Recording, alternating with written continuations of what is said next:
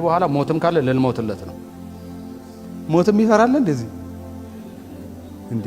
ሰው ሲሰርቅ እኮ በጥይት ይመታል። ስለ ጌታ ክብር እኮ ነው።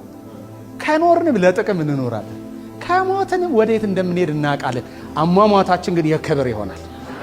ሕያው እግዚአብሔርን ይኸውላችሁ፣ እዚህ ምድር ላይ እንደ ሁለተኛ ዜጋ መኖር አይቻልም። ኢትዮጵያውያን ነን፣ መብታችን ነው። የተሰጠንን ሰማያዊ ተልእኮ በሕግና በሥርዓት እንፈጽማለን። አለቅ። ወደ ኋላ የምንልበት ጉዳይ የለም። አንተ እንደዚህ ልብስ ለብሰህ አደባባይ መቆም ያሳፍራል እንዴ?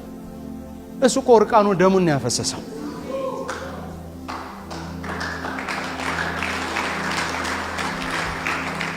በዚህ ቤት ውስጥ ዛሬ አዲስ የሆናችሁ የመጣችሁ ሰዎች ካሉ፣ ድንገት አዲስ ሰው ካለ የመዳን ቀን ዛሬ ነው።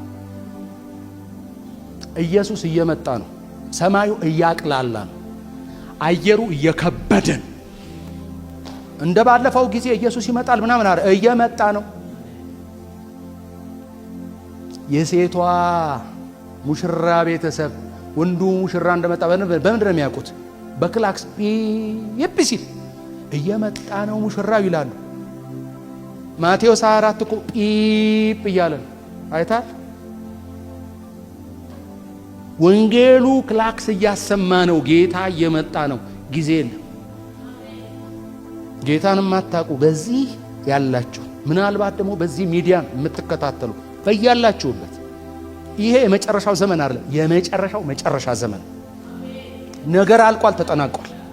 ወደ ኢየሱስ መተን በዚህ ደም ታጥበን የእግዚአብሔር ልጅ ካልሆንን በድፍረት ነው የምንናገረው፣ መዳረሻው ሲኦል፣ መዳረሻው ሲኦል። በሩ አንድ ነው፣ ክርስቶስ ኢየሱስ ይባላል። መሰማሪያው አንድ ነው፣ ክርስቶስ ኢየሱስ ይባላል።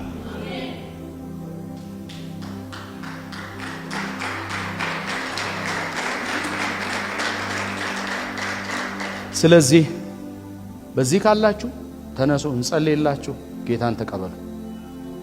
ከሌላችሁ በዚህ ሚዲያ በመላው ዓለም ይሄን የምንናገርበትን ቋንቋ የምትሰሙ ሁሉ የኢየሱስ ደም ዛሬም ትኩስ፣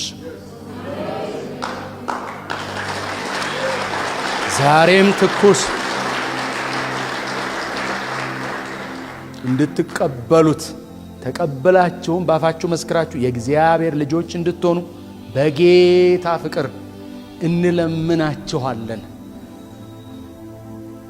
የጌታ ቤት ሰፊ ነው። በካሬ ምንለካው ምንመራው ገመድ ምንጥልበት አይደለም። ሁላችንንም መያዝ ይችላል።